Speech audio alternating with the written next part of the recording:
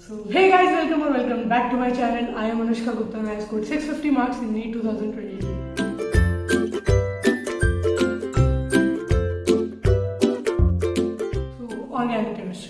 Organic chemistry को लेकर students के जनरली दो ही रिएक्शन होते हैं, या तो उन्हें ऑर्गेनिक केमिस्ट्री बहुत पसंद होती है और उन्हें सब समझ में आता है, या फिर उन्हें ऑर्गेनिक केमिस्ट्री में कुछ समझ नहीं आता और बिल्कुल भी कॉन्फिडेंस नहीं होता। मैंने पर्सनली दोनों स्टेजेस देखे हैं।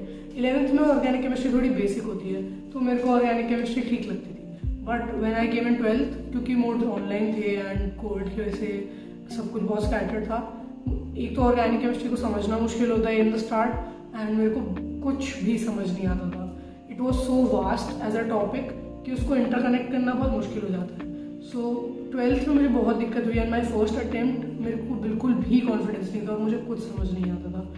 Then cut to 2022, in my drop year मैंने कुछ चेंजेस करे in my approach to study organic chemistry which I share today, and उसके बाद मेरे को इतना कॉन्फिडेंस आ गया था that organic chemistry became one of my strongest subject and उसके मैक्सिमम क्वेश्चन मुझसे सही हो जाते थे। सो वीडियो में आगे जाके मैं आपको बताऊंगी कि मेरी क्या सीक्रेट टिप थी या मैंने ऐसा क्या अप्रोच लगाई जिसकी वजह से मेरा कॉन्फिडेंस बहुत बूस्ट हुआ और मुझे चीज़ें बिल्कुल याद रहने लगी। तब तक हम लोग बात करते हैं कि ऑर्गेनिक केमिस्ट्री को पढ़ने के लिए क्या क्या कहाँ से स्टार्ट करना चाहिए। सो ऑर्गेनिक केमिस्ट्री को पढ़ने के लिए आप कितना ही कोशिश करें कि आप उसे एनसीईआरटी से पढ़ लें या आप 1-2 लेक्चर से काम कर लें, बट ऐसा नहीं है। ऑर्गेनिक केमिस्ट्री पूरा एक सब्जेक्ट है, 1-2 चैप्टर्स नहीं है, सारे चैप्टर्स इंटरकनेक्टेड हैं। अगर कोई रिएक्शन है जो किसी कंपाउंड की प्रिपरेशन रिएक्शन है तो वो किसी कंपाउंड की केमिकल रिएक्शन होगी और उसमें इंटरमीडिएट्स होंगे एंड रिएक्शन मैकेनिज्म होता है।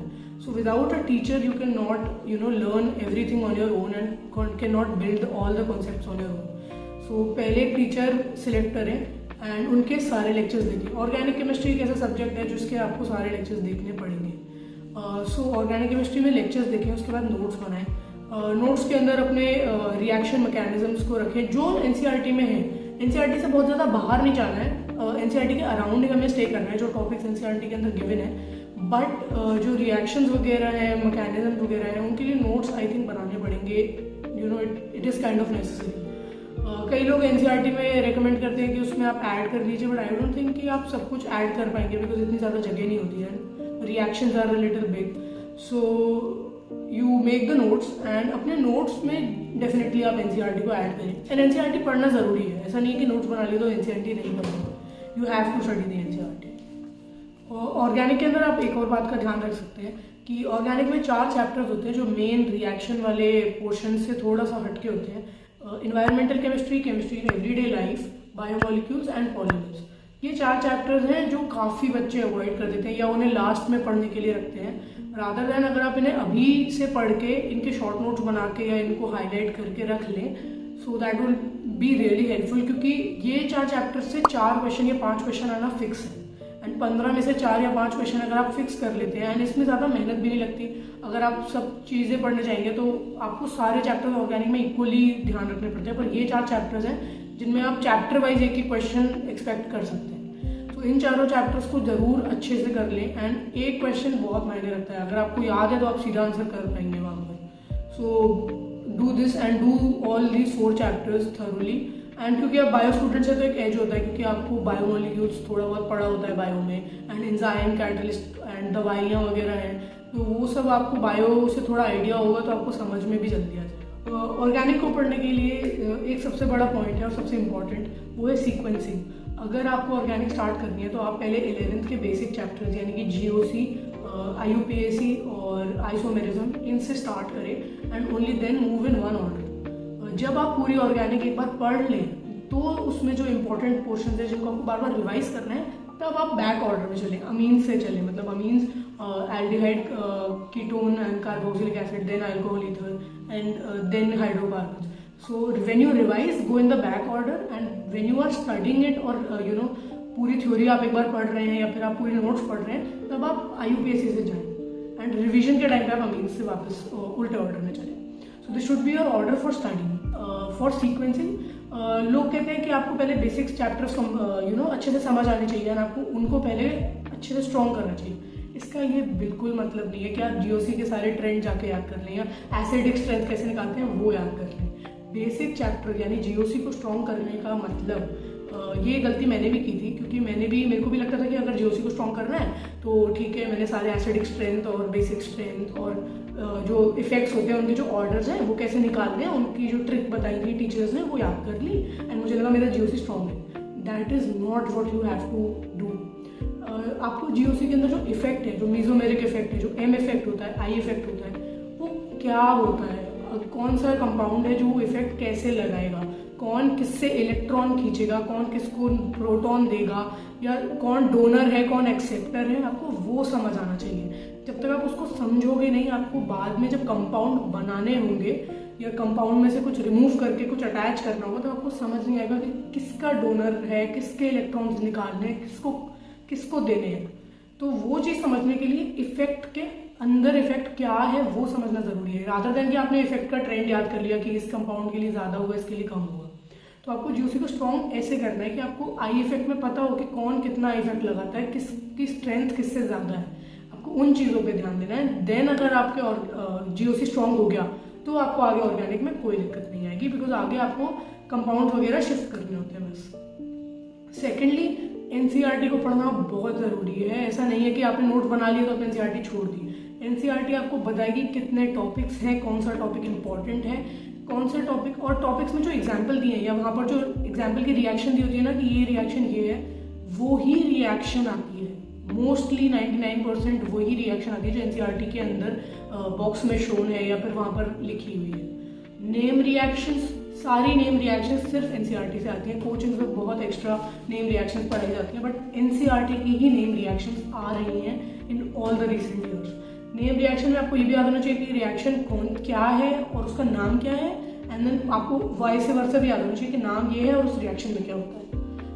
इसके साथ साथ आपको रिएजेंट्स याद कर लेने चाहिए कि इस रिएजेंट से यही बनता है, ये सबसे इम्पोर्टेंट है। एंड ये है मेरी secret tip that I made a reagent notebook. एक टीचर ने मेरे को एडवाइस किया था कि अगर आपको अच्छे से ऑर्गेनिक पढ़नी है then you see a reagent and आप अपनी एक नोटबुक में लिख लो, एक चार्ट की तरह बना लो, जैसे कि इधर कहीं पर आपको दिख रहा होगा, एक चार्ट की तरह बना लो, रिएजेंट का नाम लिखो और वो किस कंपाउंड को किस कंपाउंड में कन्वर्ट करता है या उसकी कौन से कंपाउंड में वो वर्क करता है, उसमें रीअरेंजमेंट की पॉसिबिलिटी होती है या नहीं, उसमें कोई इंटरमीडिएट बनता है क्या, और नेम रिएक्शन वगैरह को भी अपने इस चार्ट या इस नोटबुक के अंदर लिख लीजिए। एंड ये ऑर्गेनिक की जो शॉर्ट नोट्स की नोटबुक आपकी बन जाएगी।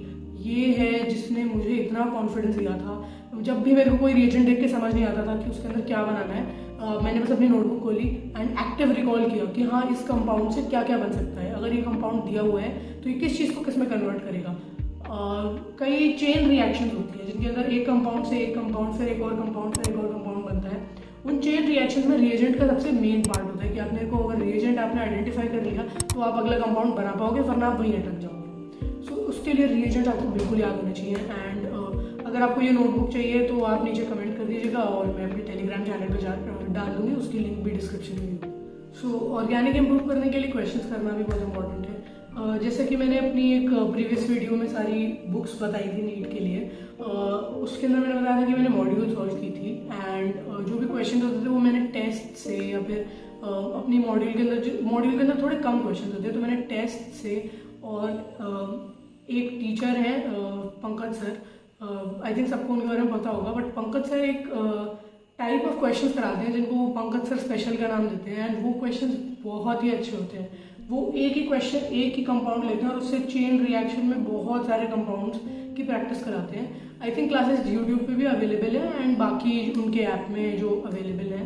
आप वो चेकआउट कर सकते हो, बिकॉज उनके जो पंकज सर स्पेशल करके जो क्वेश्चन होते हैं वो बहुत हेल्प करते हैं मुझे। मैंने अपनी नोटबुक में वो सारे क्वेश्चन लिख लिए थे एंड वो क्वेश्चन से आपके बहुत सारे मल्टीपल चैप्टर्स रिवाइज हो जाते हैं, क्योंकि ऑर्गेनिक में सारे चैप्टर्स इंटरलिंक्ड हैं। तो आपको क्वेश्चंस भी उसी तरीके के करने चाहिए कि आपके इस कंपाउंड से अगर मैं कोई एल्डिहाइड का कंपाउंड लूँ तो उससे मेरे को अल्कोहल कैसे बनाना है, या उससे मेरे को कार्बोक्सिलिक एसिड कैसे बनाना है, या उससे बेंजीन कैसे बन सकता है। तो ये सारे जो चेन रिएक्शंस होते हैं इस किस कंपाउंड से क्या बनाना है, वो वाले जो पोर्शन है वो पंकज सर बहुत अच्छे कराते हैं। इसके अलावा एनसीईआरटी की बैक एक्सरसाइजेज में ये वाले जो क्वेश्चंस होते हैं वो एग्जैक्ट नीट में आ चुके हैं। तो आपको एनसीईआरटी के बैक एक्सरसाइज में जितने भी ये चेन रिएक्शंस, जितने भी कन्वर्जन्स के क्वेश्चन होते हैं वो ज़रूर करने हैं। सॉल्व एग्जाम्पल्स में कुछ होते हैं, बाकी एनसीईआरटी की बैक एक्सरसाइज में होते हैं, वो सारे कर लेने चाहिए। सो गाइस, ये सारी चीज़ें थी जो मैंने खुद करी हैं एंड अपना कॉन्फिडेंस बहुत इंक्रीज़ किया है ऑर्गेनिक के अंदर। अगर आपको अभी भी कोई डाउट्स हैं तो आप कमेंट सेक्शन में लिख दीजिए and I will surely reply to everybody. And organic is not a subject which is either theoretical या फिर फिजिक्स की तरह numerical based. It is a subject which requires both the knowledge of the theory and your application which is required when you are putting it in a formula or something. So ये अकेला subject है जो theory based भी होता है और application based भी, इसीलिए लोगों को थोड़ा सा इसे स्टार्टिंग में समझने में थोड़ी दिक्कत होती है। But trust me on this, when you get to know organic, या आपकी जब ऑर्गेनिक बनने लगेगी, आपको कॉन्फिडेंस आने लगेगा। ऑर्गेनिक इतना प्यारा सब्जेक्ट है कि आपको उससे अपने आप प्यार हो जाएगा, उसके क्वेश्चन आपका करने का मन करने लगेगा, because organic is very interesting when you start doing questions and आपके questions बनने लगेंगे। So that is it for this video. If you like this video, do give it a thumbs up. And if you have any questions regarding organic or any other questions, you can drop in the comment. And I have created a discussion group on my Telegram where you can ask me any doubts, your personal doubts or regarding your preparation, and I'll clear them as soon as possible. I am sending my notes for physics, and if you want, I'll send for organic too on my Telegram channel. Join it and do let me know. You can follow me on Instagram. I am dropping the link in the description below. And